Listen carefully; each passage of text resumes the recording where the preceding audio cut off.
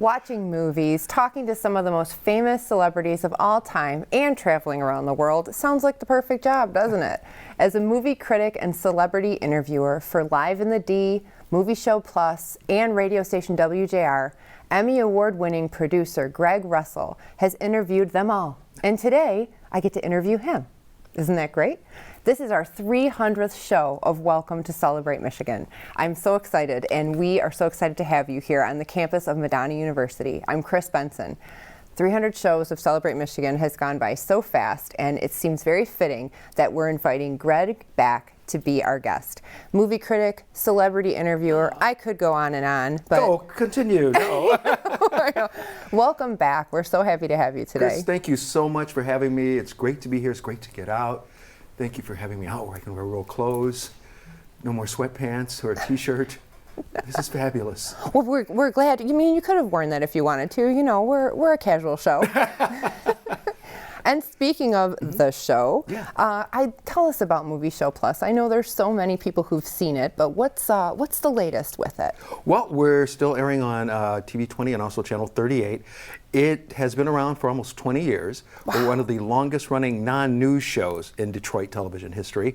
And yeah, it's half-hour show, and I get to put all my celebrity interviews on. Plus we do giveaways and other fun things. One of the big things we did, especially during the pandemic, is we got in touch with local businesses. They didn't necessarily have to be entertainment, but we would interview the people, you know, just to find out what's going on with them, what they wanted people to know about their business, and how people could still, you know, help support them while they help support you. So that was 20 years, and you mentioned, you know, the only show of its kind, you know, produced here in Detroit. Yeah. Why is that so important to you? Well, I've always loved television and movies my entire life. I mean, seriously, I told somebody, if you had told me as a 7-year-old kid, guess what? When you grow up, you're gonna watch movies and watch TV shows and get to talk to the people. I would have said, that's so great. I'd even do that for free. Unfortunately, some people took me up on that part. But, you know, it's just a dream come true. You know, it's one of those where sometimes folks will say, are you a millionaire? It's like, no, $999,999.99 shy. I'm getting close. Yeah. But as far as experience and the things I've been able to do, no, I'm a billionaire, a trillionaire, and wouldn't trade it for the world. And I love that it's produced here locally. Again, you know, I'm a lifelong Michigander, yes. Detroiter, you know, and it's something that just means so much, I think, to the community to know that it came right from here. Right. Because I love it when I do run into people. And as you know, by being on TV, when people see a show or segment that you do, it's almost like they become you as far as when they're talking to that person. Because they'll come up and say, oh, Chris, I saw you talk to so-and-so. That was so, you know, I saw you talk to Greg Russell. Oh, really?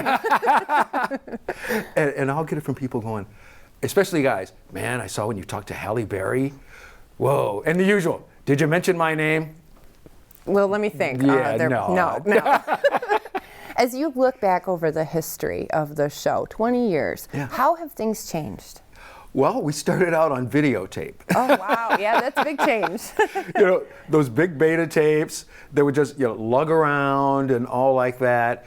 And also back then, all the editing had to be done at the station because I wound up getting a beta deck for home, but in the beginning, no one had, you know, that type of stuff. Whereas now, everything, as you know, is all digital.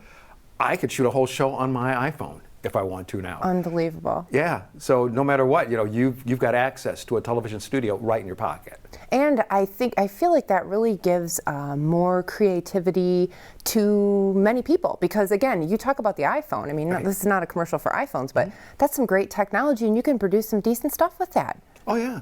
I mean, there have actually been a couple of Hollywood movies that were shot completely on iPhones, and the main reason I watched them was for that. The movies were, as far as that. But as far as the look, it was like, my goodness. Because I think back to when I was in college. I went to the University of Detroit, back when it was just University of Detroit. Great school. Now Mercy along. Our portable equipment, like I always talk about, was the camera, seriously, was like this long, this thick, this high, and then it had a cable that went into the record unit. Oh my gosh. The camera was just a camera. There was no record. And the record unit was, you know, like the front of a car. And for the portable equipment, it would take me, my cousin Marshall, and my buddy Jimmy Masheri to put it in the back of my Volkswagen. Oh my gosh. And now, like it's right there in your pocket. And that gives access, I think, to a lot more people to bring their story or their idea or their creative piece to the screen. Right, because You know, I always tell young people whenever I do speak in schools, they always go, I want to be a filmmaker. I'd like to do my own video. And I tell them, okay, you got this. There's also so much editing, you know, software on your phone. Right. Go out and shoot something, but do it out of the box. Don't just do the same old stories, you know, that somebody else has done. Right. Think of something different. You know, if you want, follow a butterfly one day and just make something out of that. I mean, I always think back when I was growing up, there was that movie, I believe it came from France, about the red balloon. Oh, yes, I remember that. Oh, my gosh. You know, again, very unique perspective, right? When you think back over, is there a favorite show that you put out for Movie Show Plus? Wow. It's like asking about a favorite child. Right? Yeah, it's like, I like this one, but I like you too. Right. I think one that really sticks out to me is when I first started out doing the show, the gentleman who edited at Channel 20 was my editor. Well, all of a sudden his wife got pregnant. And so he told me, he said, Greg, I won't be able to edit on the weekends because I've got to help her. So I said, okay, give me 3 weeks to learn how to edit. Oh, wow. Yep. So I had, you know, the final cut. And also I went like to Comcast and just sat there and watched their guy. And so I went home and just practiced and practiced, where it took me like 10 days to edit this half hour, basically, you know, 21-minute show. Yeah. But it was like, oh my goodness, oh my goodness, oh my goodness. And then eventually it just wound up, you know, you could knock the whole thing out like in an hour or two. But it was that one because it's like, that was my first. And it was at Disneyland. So that was great. It was for Pirates of the Caribbean. So everyone knows Pirates of the Caribbean. There you go. Oh my gosh. I can just feel your energy and your passion for this subject coming through. And I know in the next segment we're going to talk about how the pandemic has perhaps tempered that a little bit. Right. So we're going to take a short break, which I can't believe it's already time to. The I time know. flies so fast with you. This is 6 hours though, right? I know, we do have That's a what I heard. 6-hour show, I promise. Yes. But we do have to take a quick break. Okay. Stay tuned and we'll talk with Greg Russell a bit more about the big screen and how maybe that's changed with the pandemic. See you soon.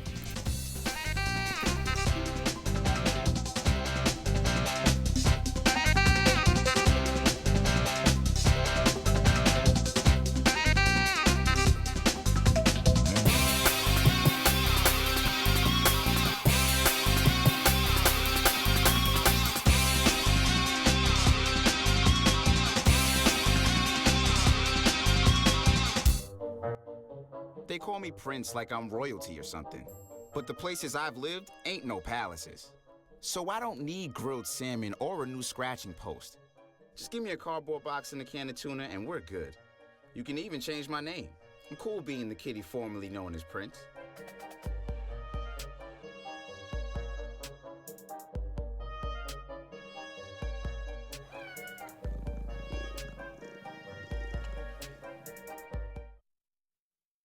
In 1977, an 8-year-old boy picked up the game of golf from his father. The odds of that same boy then making it to the US and European Pro Golf Tours, 1 in 7 million. The odds of the Big Easy winning the US Open twice, 1 in 1.2 billion. The odds of him having a child diagnosed with autism, 1 in 110. Ernie Els encourages you to learn the signs at autismspeaks.org. Marie, you have prediabetes. Prediabetes? I don't have time to eat right or exercise. I'm a busy mom. Oh, you're a busy mom. Yeah.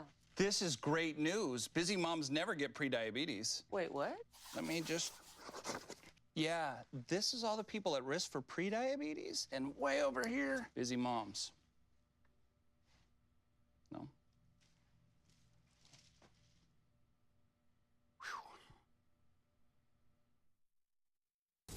Oh, emojis! I thought the conversation just got dumber. Ugh, internet trolls, just ignore them. I like you just the way you are. I believe in you! She's a hugger. Give her a squeeze. Help up the hand. Ah, there you go. Thanks, mate.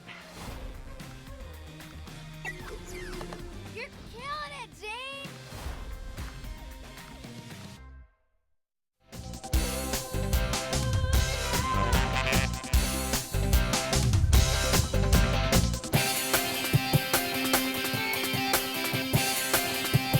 Welcome back to Celebrate Michigan. I'm dancing here. I'm Chris Benson, and I'm here with movie reviewer and celebrity interviewer Greg Russell. And we're going to talk a bit about the impact of the pandemic, COVID-19, on his job, and especially the part of his job where he gets to go cool places and interview celebrities. Greg. Yeah. Oh, so when we think about how COVID-19 has affected you in your job, tell me about that. Well, it's funny. You know how Facebook always brings up this thing, this is where you were 2 years ago. This is where you were 3 years ago. Yeah. 2 years ago today, I was in London talking to Julia Roberts and Owen Wilson. Oh my gosh. And, you know, just walking across Abbey Road again. And today I just walked down my basement steps and pretended, you know, so. I have a feeling that your Facebook a year ago is much cooler than mine, though, because I do not have pictures of me interacting with celebrities on that. But in all fairness and in all honesty, you know, you brought a mask today. We both came in wearing masks. Of course, you know, we take them off for the show, and but yours, of course, is your career there with the popcorn and the movies, but it's showing, you know, the fact that this is becoming part of our daily life. Oh, right. I mean, I remember in the beginning, like most people, there'd be times you'd run out to your car, like to either go get gas or go to the grocery store, and you get in and get a block away, and it's like, oh, reverse, let me go back. Now it's kind of like, shoes, socks, mask, Let's ready. Go. Yeah. So you're not going to Paris and hobnobbing with the rich and the famous. No. So how are you still interviewing people? How is your daily life going now? It's all Zoom interviews from my basement. And so, and it's weird because we've been doing probably more Zoom interviews now than we did even regular interviews, but it's because they can set them up quicker and easier. Sure. Whereas before it would be the studio rep would have to say just work Monday through Thursday, you know, securing the hotel, transportation, flights for everybody, getting all that together, and you just have, you know, maybe 2 on the weekend. Now it's kind of like they'll just call you up and go, hey Chris, you know your new movie? Yeah? We're going to talk about it tomorrow. Wow. Okay. And they'll call you up and they give you like a day's notice sometimes. Oh my gosh. But they figure, we're not going anywhere, so what the heck? And as a viewer, I've really enjoyed seeing these celebrities either in their living room or their house, you know, and they're maybe in some casual clothes. They didn't spend 2 hours in makeup, or they don't have a whole lighting crew there. It's made me really appreciate that, wow, they're real people. Right. I mean, they, like you said, they're much more relaxed because it is just them, you know, because there's nobody else probably in their home other than maybe their family. And they're just looking into their computer, you know, as well. I keep thinking back, I did Will Ferrell a couple of months back for his movie Eurovision. Yes. Will hadn't cut his hair. He's got this big hair thing and this beard, and it was kind of like, are you David Letterman's brother? What's going on with you? And, you know, the cool part is I shoot mine in the basement. I've got my basement wall is all Hollywood themed. Oh, nice. So, you know, he's like, oh, I love your basement. I said, oh, cool, come on by, you know, have a drink. I sure will. And then for the movie or the series Ratchet, that was also on Netflix. I did see that. You tell that? Got to interview all of them. And that's kind of a bizarre, you know, series right there. It is. But very creative, though, and beautiful to watch. I mean, the colors were just incredible. Yeah. And one of the people who was in it was Sharon Stone. Yes. Well, like any person, you're just kind of like, oh my God, I'm going to talk to Sharon Stone. She was there now, you know, probably under normal circumstances, she might have been more guarded or, you know, whatever. She's sitting there, we're just talking, and it turns out at the end, she said, I got a glass of wine. I said, I do too. She says, can I come over? And it's like, heck yeah. Yes. Wait, hold on. Yes. Let me think about this. Yes. So it sounds like interacting with them, it's just been more real too. Yeah.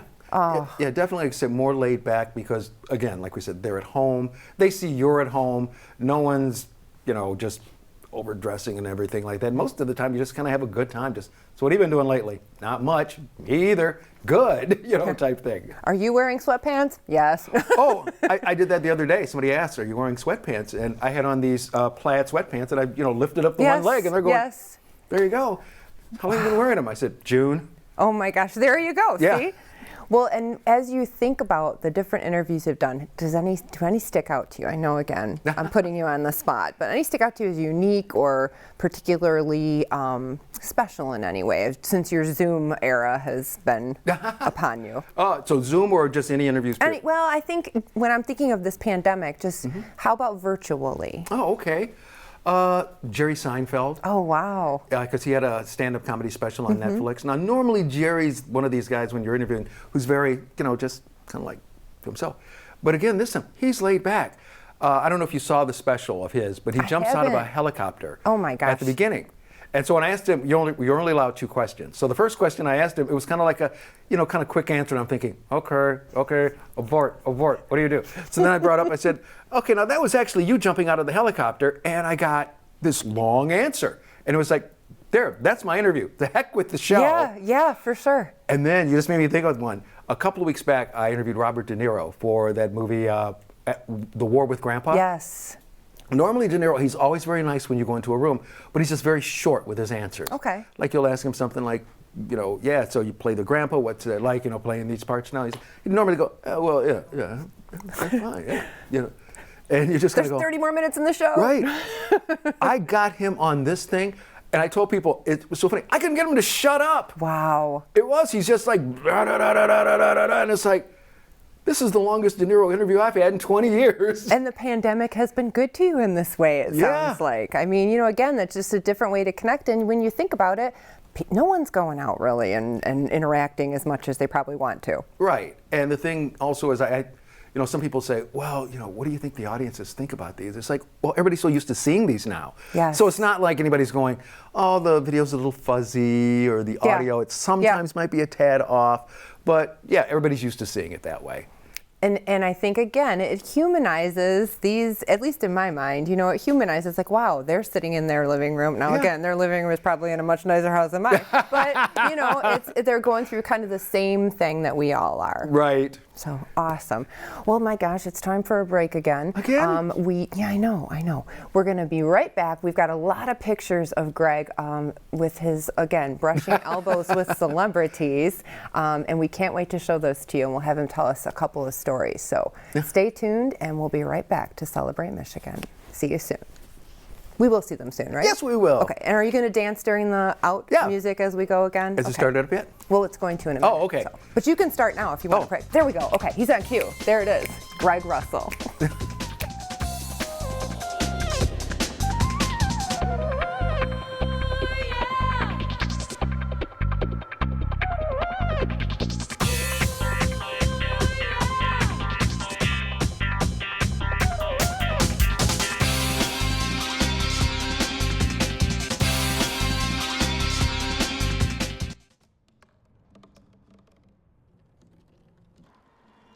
Everybody has a dream.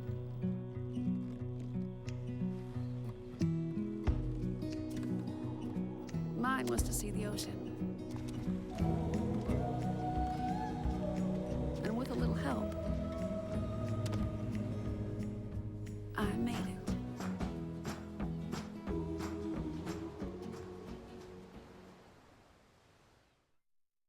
Fast-paced family life in need of a slowdown? Hello, I'm Dr. Spruce.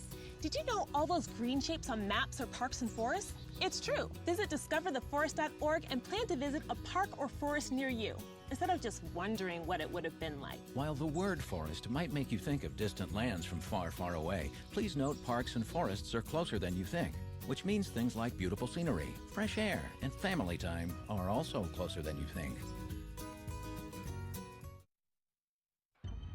I present to you Algebra 2, Foreign Languages, and finally, Biology. Who among you will step up to their challenge? Me. Yeah, I'll do it. Me too. Sign me up. Take on the tough classes now. You need them to prepare for college. My name's Reggie. Just recently, my wife and I took in her sister's children. Now, we already had 4, so I went from becoming a family man to a man with a bigger family. Now, you can't eat love, so I don't know how I'm gonna feed them tonight. How was that, Rich? I think I look more like Denzel.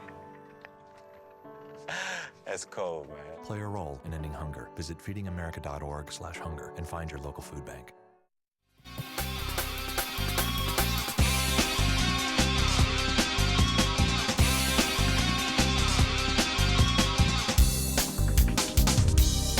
Welcome back to Celebrate Michigan. I'm Chris Benson, and we're back in the studio with dancing Greg Russell to talk about all the celebrities he's interviewed. And he's showing us dance moves today, which are always welcome here.